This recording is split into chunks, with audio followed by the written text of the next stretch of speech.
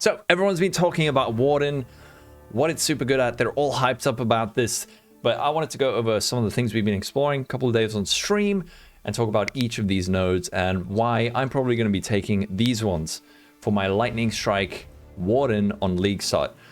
So first up, we have Oath of Summer. This one on its surface looks really good. Hits that would ignite instead Scorch, and you can inflict an additional Scorch on each enemy.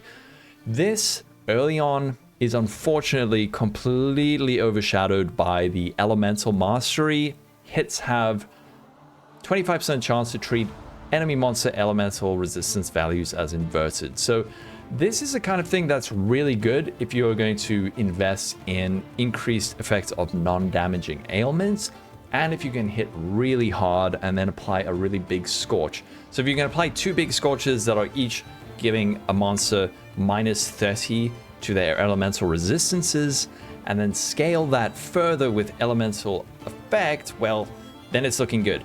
Now, one of the ways a lot of people are talking about doing that is with Rising Tempest, which is this new anoint only notable 10% increase effect of non-damaging ailments per ailment you have inflicted recently.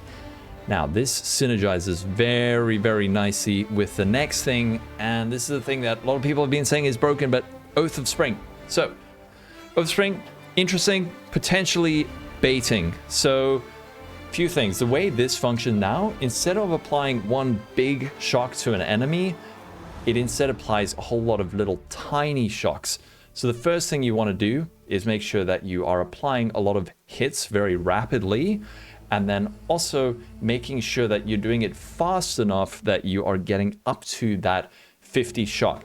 If you can get all those 50 shocks, this is essentially just doubling your damage. So for scaling, it's absolutely cracked. However, you need to make sure that you are applying enough of these shocks, and there are a few ways to do it. The way this synergizes, by the way, is it allows us to apply up to 50 shocks, and if that works with Rising Tempest, you apply 50 shocks in 4 seconds, you are getting 500% increase effect of non-damaging ailments. With Scorch, that is going to make this Scorch ridiculous, if it does work like that. But Oath of Spring, let's just have a quick talk about this.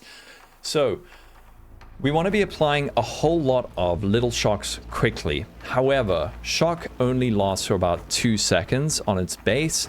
We can increase that duration with some things like this. Increased duration of elemental ailments on enemies. However, even with this, we are only getting a shock duration of about 2.4 seconds. So applying 50 shocks that quickly in the space of 2.4 seconds isn't going to be easy. So the way we can apply those shocks and hit that 50 stack more quickly is to, well, there's a few ways. So firstly, what we can do is increase our attack rate or the hit rate. On this Lightning Strike Raider, it would be increasing the attack rate, but we can also increase the duration of the shock. Now, one interesting way that we can do that is with some rather clever tech up here. So instead of trying to scale a whole lot of increased elemental ailment duration, we can use something like Defiled Forces. We can anoint this on an amulet, and what this says is refresh duration of ignite, chill, and shock on enemies you curse. So if we can repeatedly curse an enemy, then we can very easily maintain this 50 shocks because they won't constantly be expiring every 2 or 2.4 seconds. But now, how do we apply those curses frequently? Well, this build is using Assassin's Mark, and it's not as easy as it sounds. So one thing that we tested on stream and we figured out is if we use, instead of a mark on hit, and this is just for bossing, something else we could do is an Assassin's Mark with Arcanist Brand and increased duration. We did test this with 2 different marks so we could see the actual mark changing as the Arcanist Brand was attaching and detaching from the boss. And it seems like this does actually work with Defiled Forces. So your shocks will last way longer because it's repeatedly cursing the enemy, refreshing the stacks on your shock. That is one way to do it. You can also do it with returning projectile, which seems to be quite popular among other content creators playing this. Next league with Lightning Strike. This essentially having the returning projectile means that instead of getting the double hit with Lightning Strike, you're instead getting a pseudo triple hit, because you hit with the melee portion, you hit with the projectile portion, projectile shoots out, comes back, and hits it a third time. So there is some maths behind this, which we can look at over here.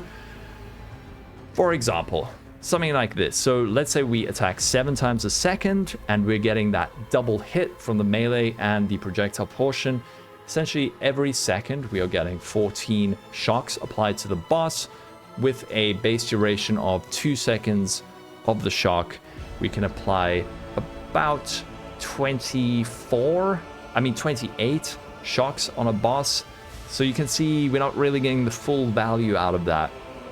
Now, if we instead add returning projectiles, we're getting 7 times 3 hits. The melee hit, the projectile hit, and the return hit, in which case we are getting 21 shocks per second on the boss. So over 2 seconds, we'd be getting 21, 42, and then this plus 8 is 50. Where does this plus 8 come from? Well, that's if we get the plus 0.4 seconds. So returning proj with 7 APS does look like you could hit the 50 stacks on shock, but I do not think it's worth it to go returning projectile.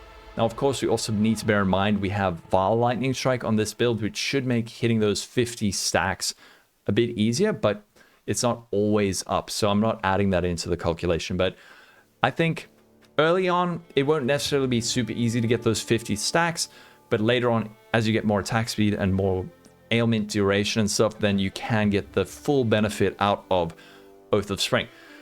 So, if you are going to be bossing, I reckon having an Arcanist brand with Assassin's Mark and the more duration support probably will work better than having a mark on hit. Now next, the ulti button for the new Warden class, Avatar of the Wilds. The way this works is that when we inflict an elemental ailment with a hit on an enemy, no more than once every 0.2 seconds for each type of ailment, we gain 1 Unbound Fury. And then when we get 100 Unbound Fury, we can push our ulti button, which grants us 80% more elemental damage, and your hits always inflict freeze, shock, and ignite. This is insanely good, especially against bosses. Freezing bosses, especially pinnacle bosses, is normally really difficult, but with this we can actually guarantee it, and this has a 10-second uptime. So how do we generate Unbound Fury more quickly? First thing we can do is apply a greater variety of elemental ailments. On Lightning Strike, we should be applying consistent ignites and shocks, and then also chills. So with an attack speed of 5 per second and applying shock and ignite, we can have about a 50% uptime on Avatar of the Wilds. If you're throwing in Scorch, Brittle, Sap, you're going to be getting this up way more quickly. Have the uptime on this probably like 66% of the time, maybe a bit more. But being able to freeze pinnacle bosses is huge, because this league, pinnacle bosses can have their action speed to be reduced by 50%, which means that if you hit this button and you freeze bosses, you're going to be fighting a slow version of that pinnacle boss. Like Maven, it's going to be like instead of. So Avatar of the Wilds, super strong for bossing, but Oath of Winter. Enemies you freeze remain frozen for at least 2 seconds. This is the other thing that is very nice on this class. This means that during mapping, you're probably just going to be freezing everything. You're going to be fighting against a slideshow of enemies, because everything is just, at least on Lightning Strike, anything that gets hit probably going to get frozen, and anything that doesn't get frozen is going to get hoarfrosted. This Oath of Winter is actually not only defensively really good, but against single target big bosses, going to be very offensively good with the Cold Mastery. Enemies permanently take 5% increased damage for each second they've ever been frozen by you, up to a maximum of 50%. Now, if we are consistently able to freeze pinnacle bosses with Avatar of the Wilds, and we pop this in, well, suddenly we are doing a hell of a lot more damage. For normal mapping, I probably wouldn't take this. You're probably not going to feel the benefits of it that much, but if you're doing bossing, this mastery with Avatar of the Wilds, you can just see if we say the enemy has been frozen for 10 seconds, that is a hell of a lot more damage. 50% more damage coming from that. So if you're planning to boss on it, make sure you're grabbing that.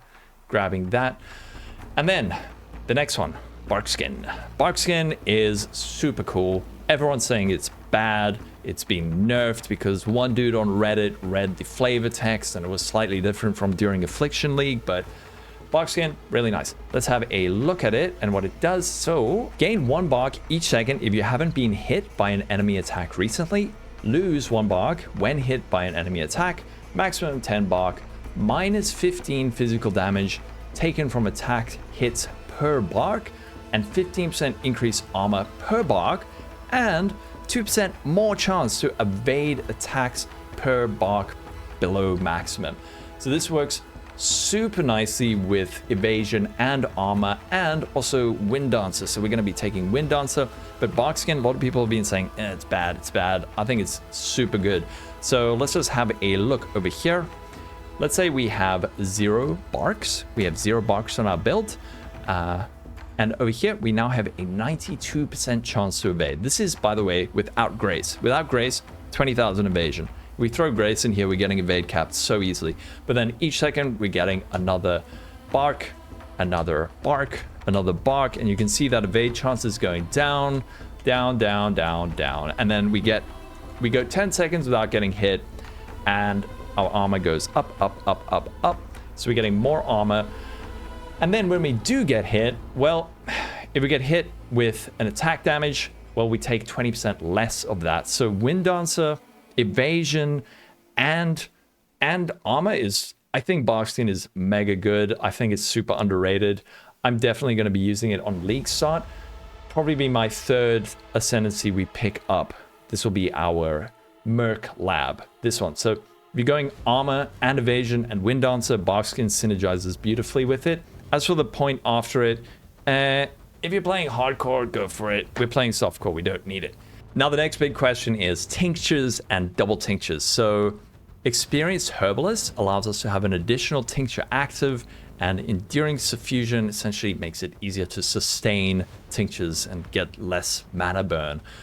I don't think I'm going to be taking this, but it is a little bit hard to say. On League Start, once we get our hands on the tinctures and start feeling the effects of mana burn, Enduring Suffusion might feel a little bit necessary early on, but I'm hoping that with some of these points on the tree, we got these tinctures have increased effect, and first 6 mana burn applied to you have no effect. And then also over here, tinctures deactivate when you have 12 or more mana burn, and increase effect, increase effect. Hopefully this doesn't actually feel that necessary. We will have to wait and see. Maybe the mana burn is going to feel worse than we expect. Another thing that we could do though is, for 2 points, at least on my build, grab Blood-Soaked Blade. Tinctures inflict Weeping Wounds instead of mana burn. Effects that interact with mana burn interact with Weeping Wounds instead. Essentially makes it so that mana burn is applied to your life instead of your mana. This might be an option, especially if we go with Vaal Pact. We could just out-leech the damage that's coming from the tincture, and maybe Strength of Blood? There might be some tech here. Strength of Blood, Vaal Pact, Blood-Soaked Blade. I wonder, it could be good, but I don't think we're going Enduring Suffusion. So League Start, my plan is going with Oath of Winter, just freezing everything. Then we go for the Avatar of the Wilds, have that little ulti button for when we fight Izaro or an Axe boss. Then pop in Barkskin, and then Oath of Spring. As for Oath of Summer, potentially insanely good if you can stack enough effects of non-damaging ailments, but I think early on the Elemental Mastery inversion is just too good to pass up. Anyway, that's going to be it for this video, everyone. Thank you, take care. Everyone watching stream, thank you, take care. I'm going to keep looking at this POB. If you're not watching, catch me on Twitch, being live every day. All right, catch you later. Bye-bye.